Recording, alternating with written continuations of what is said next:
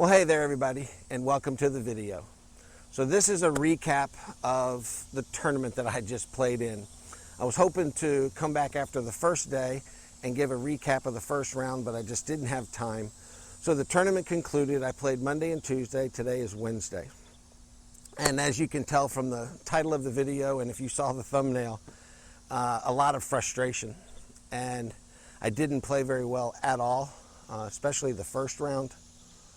And just frustrated, and I'll explain in the video where the frustration comes, and you know, there's a couple things that I need to do to solve the problem, and I say the same things every year, and I just don't know that I've solved the problem, or if I'm ready to solve the problem. But stick with me and we'll just go through this, and this video may help you people out there that are playing some tournament golf. So just jump right into it. My scores for the 2 days: 88, 81. Absolutely terrible. The 88, we'll talk about that one briefly.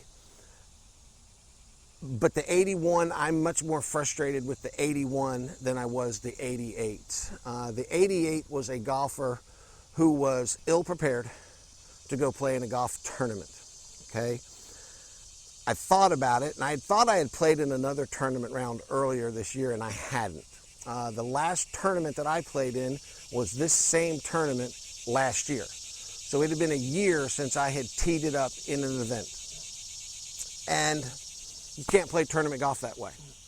So the other thing is, I haven't played very much golf this year, period. I was, again, thinking back, and I'm having trouble coming up with 5 rounds of golf that I've played this year where I've teed it up on number 1 and finished on number 18. Yes, I play golf with my students, but that's a total different situation. My mind is on what my students are doing. I'm explaining things out there. I'm not worried about what I shoot. Yeah, I've played some holes in videos, but again, a total different situation. In those videos, I'm demonstrating things. I'm not playing for a score. It's a completely different animal when you're playing for a score. So again, ill-prepared. Was not prepared to play. And when you're not prepared to play, you haven't played enough golf, the subconscious knows it. And as much faking as you can do to go out there and say, yeah, I'm ready, I feel good about going to play in this event, the back of your brain is going, you're not even close. And I got up there and I could feel it. In the 88, I didn't hit any solid shots. I had no feel around the greens. So I'm missing greens in regulation. I have no feel in my chipping. I have no confidence standing up there above any golf shot. I made a triple bogey. I made 3 double bogeys. I think I 3-putted. I know it was 5 times. I can't remember if it was 6 or not. After 88 blows, it was hard to remember them all. It becomes a little bit of a blur. But I finished the round. I played with 2 guys that were good guys. They were fun to play with. The guy that I was riding with, Ben, was awesome. He played the tour for 5 years before, and he wasn't concerned. I'm out there saying, man, sorry, I'm playing like crap. He goes, I don't care. And just, so it was a good experience that way, but just the golf was not good at all. So after the round, had a few beers with the guys and drove back home. Got up the next morning very early because I had an early tee time. That's what happens when you play poorly in the first round. You get to play real early in the second round. And got over there, hit a few balls, went out on the golf course, and frankly, I felt a whole lot better the second day. I kind of felt like I had a swing. The first hole, I hit a tee shot, just missed the fairway, but in the right rough, but you're trying to avoid a bunker that's in the middle of the fairway, so I'm aiming over to the right of the bunker, so where my tee shot was, it was great. Hit a decent pitching wedge in there that I thought was going to stay on the green, but when I get up there, it's actually hit the green and then rolled off the back left side of the green, and that's where the pin was in the back. Then I pitched one up there to about 10 feet, make the putt, make a par. So all of a sudden, I didn't do any of that the first day. I mean, I never got up and down except for maybe one time. That in that one time, the first round, if I don't get that one up and down, I'm never going to, and that was one that you're going to get up and down every single time.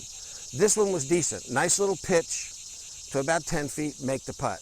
And then par number 2, par number 3, and then get up on number 4, par 3, miss the green in a difficult place, pitch it up there, not a very good pitch shot, 2-putt, so I've made a bogey. But feeling now like, okay, hey, I'm starting to feel like a golfer again. It's not all there, don't get me wrong, I wasn't feeling great, but at least I'm making solid contact, at least I'm hitting greens in regulation, I'm not 3-putting. In that first round, a couple of my 3-putts, I'm missing putts from this distance. I mean, I'm just walking up there and just, there's a little flinch in that stroke, and your brain is not into, hey, just walk up here and knock it in. It's just all negative thoughts going through your brain. So I bogey number 4, then a par 5, par 6, par 7, and hitting good shots. Then I get up on number 8, and here's where my frustration comes in. I end up bogeying 8, 9, 10, and 11, I think. I think I made 4 bogeys in a row and started to lose my way again. I started to get back into the feeling like I had the first day. But just a quick explanation on number 8, it's a par 5. The wind is blowing pretty good. And like I said, we're out there in the open, very near water and everything. The wind's blowing pretty good. So my tee shot on this par 5 ends up, wind catches it, it blows it over into a fairway bunker, and I've got no shot. I'm about this far from the lip of the bunker, and the face of the bunker, it's a grass hill, but it goes here. I had no chance of getting over the hill. I just had to beat a sand wedge into the sand and just get it up on the hill. I took a 7-iron, I laid it up, and I've got probably 20 yards to the pins up front, elevated green, and I hit a really, really nice sand wedge, nice high soft one that lands, and I end up giving myself about a 4-footer. And again, in my mind, I'm happy. I've stayed in the game. I'm doing this. And then I walk up there and I miss the 4-footer. And it wasn't the greatest putt that I've hit in my life. It wasn't the greatest stroke I've ever hit in my life. And I just miss it on the edge. And I'm just like, come on, Briz. It's ridiculous. You got to make those putts. Well, then I get up on number 9, par 3. And I'm sorry, number 9's another par 4. Number 10's a par 3. A par 4. And again, get up there, and I promise you, I've got a par putt that's this long. And I walked up there and I missed it. And now, again, here's all of the feelings from day 1 and how I was feeling from day 1 start coming back in there. And, this is what happens. Your brain just all of a sudden says, okay, there it is. This is what I've been expecting the whole time. You're now doing it. So I end up bogeying number 10, a par 3, miss the green, don't hit a good chip shot, 2-putt. And then I bogeyed number 11 too, and I don't remember how I bogeyed number 11, but just it was a bogey. But then I turn around and I make a great up and down on 12. I hit a great tee shot on 13, hit a really nice 7-iron into the green with a back pin that somehow hits the green and then skips over the green. I have trouble seeing the ball when it lands on the green anymore, but gets over the back of the green, pitch it up, make putt, make par. Start to feel a little bit better. My feelings are starting to change. Then I stand up on the par 5, 13th hole. Good drive. There's a creek that goes out through there, and you got to lay up. And so my layup was I was actually laying up with a 3-wood. I couldn't get there, but this 3-wood should get over the water far enough that, and I've got a place to aim. Terrible 3-wood, catches a tree, which I get lucky, and I come down. I get up there, I've got a little 95-yard wedge, and just hit an absolutely awful wedge that is pulled, and the angle I'm coming into the green, it catches the ground, bounces down in a bunker. Go up there, I'm staying calm, I stay focused, hit a really nice bunker shot to about 4 feet, make the putt, make par. So I'm grinding. And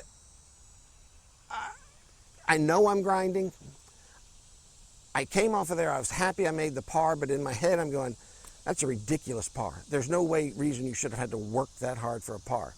So you can see how the mind is working. Well, then I stand up on 14 and I just make an absolute mess out of it. Just almost a topped tee shot that barely gets to the fairway. Hit a layup with an iron because I can't reach the green that ends up to the right. I have to take a 5-iron low out of the trees, but I knock it on the green. but I'm about 60 feet above the hole, downhill putt. And then I'm just, come on, just make a bogey, get out of here, make a bogey. And I hit a putt that I hit a good one.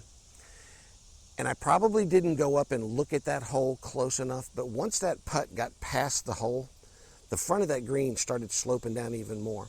Well, my putt gets about 3 feet from the hole, and in my head I'm going, I've made this. It was a really good looking putt. And it just caught the left edge, but it had too much speed, and it rolls about 10, 12 feet past the hole. Missed that one. So now I've 3-putted on top of bad shots, and I make a double. Gather myself up, make a par on the next hole with a, decent par. Not world-class par, but just, hey, make a par. And then playing a par 5, and I end up making another double. Again, another 3-putt. And this 3-putt, I kind of blame it.